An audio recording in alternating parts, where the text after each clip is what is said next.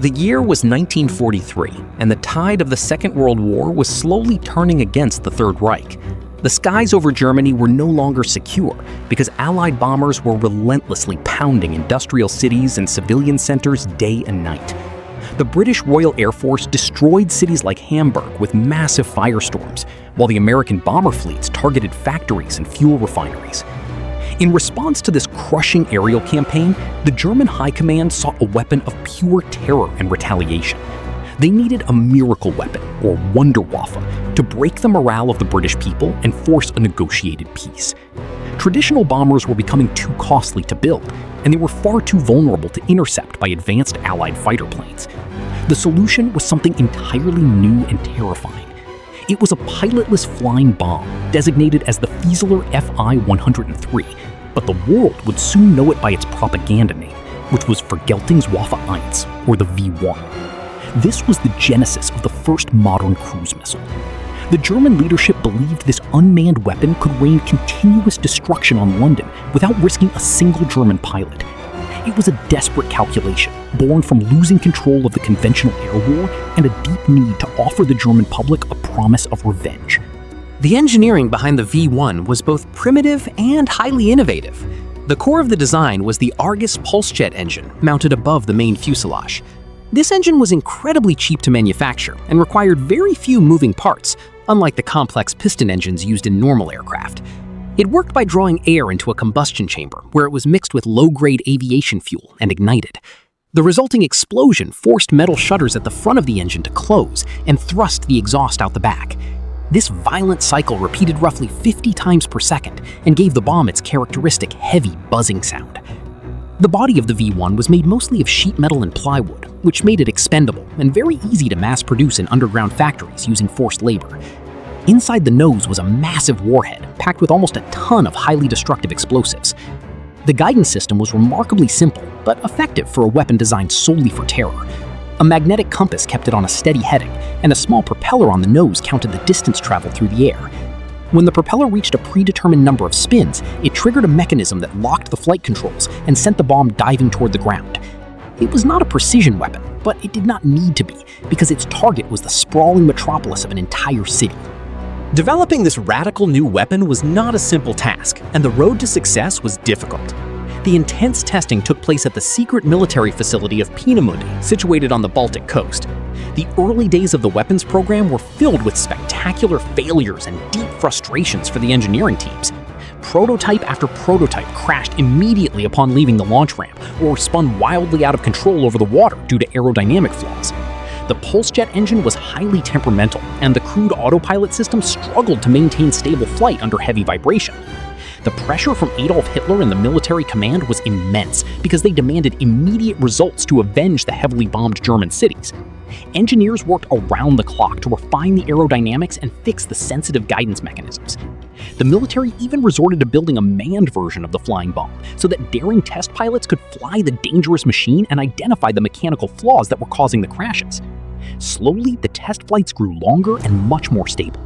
By late 1943, the V-1 was finally proving capable of flying hundreds of miles and landing within a few miles of its designated target area.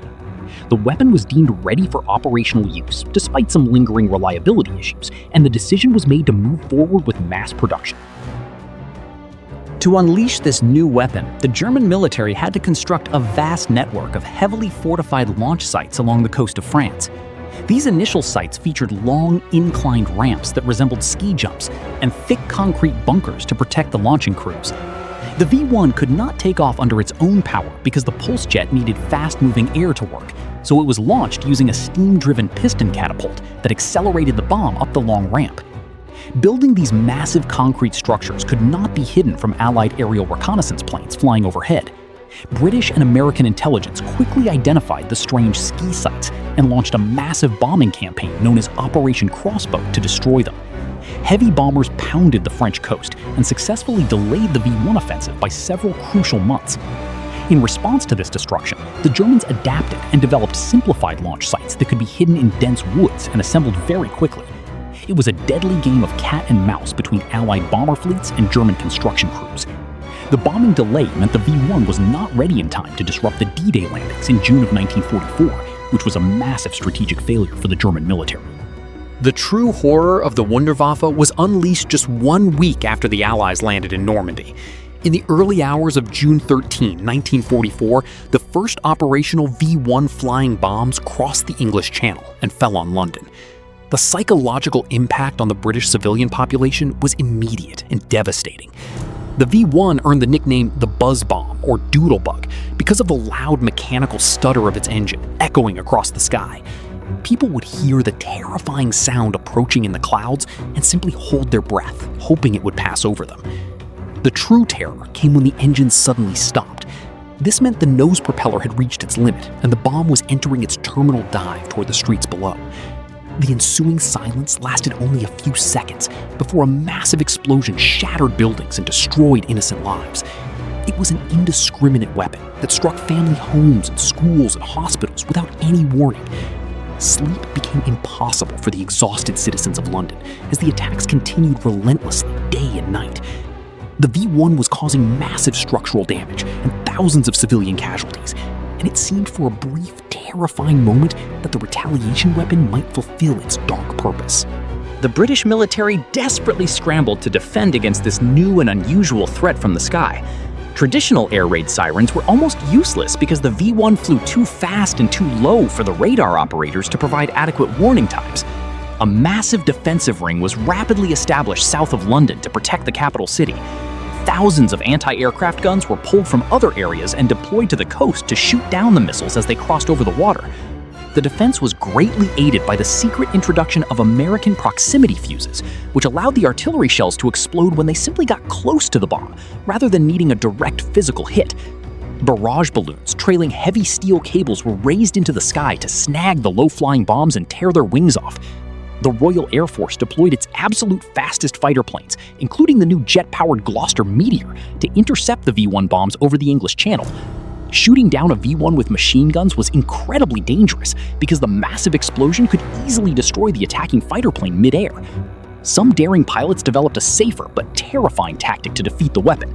They would fly perfectly alongside the flying bomb and use the wingtip of their fighter plane to gently tap the wingtip of the V-1. This small physical disturbance would disrupt the crude gyroscopes of the missile and send it crashing harmlessly into the empty countryside. Through a combination of dense anti-aircraft fire and brave fighter pilots, the British eventually managed to intercept a very large percentage of the incoming bombs. The era of the V-1 flying bomb came to an end, not through a grand technological victory in the sky, but through the steady advance of Allied ground forces on the continent. By the late summer of 1944, British and Canadian and American troops were pushing out of Normandy and rapidly overrunning the launch sites in northern France. The Germans were forced to retreat and move their launching operations eastward into Holland and Germany.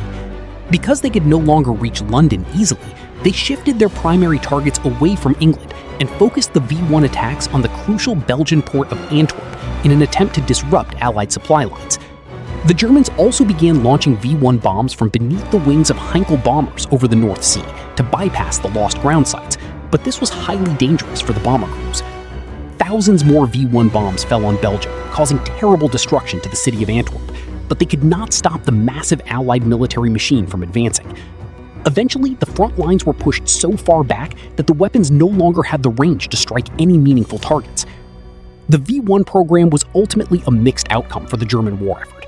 It failed completely as a war-winning Wunderwaffe because it did not break British morale, and it could not halt the Allied invasion of Europe. The weapon was ultimately shelved as the Third Reich collapsed. However, it was highly successful as an economic weapon.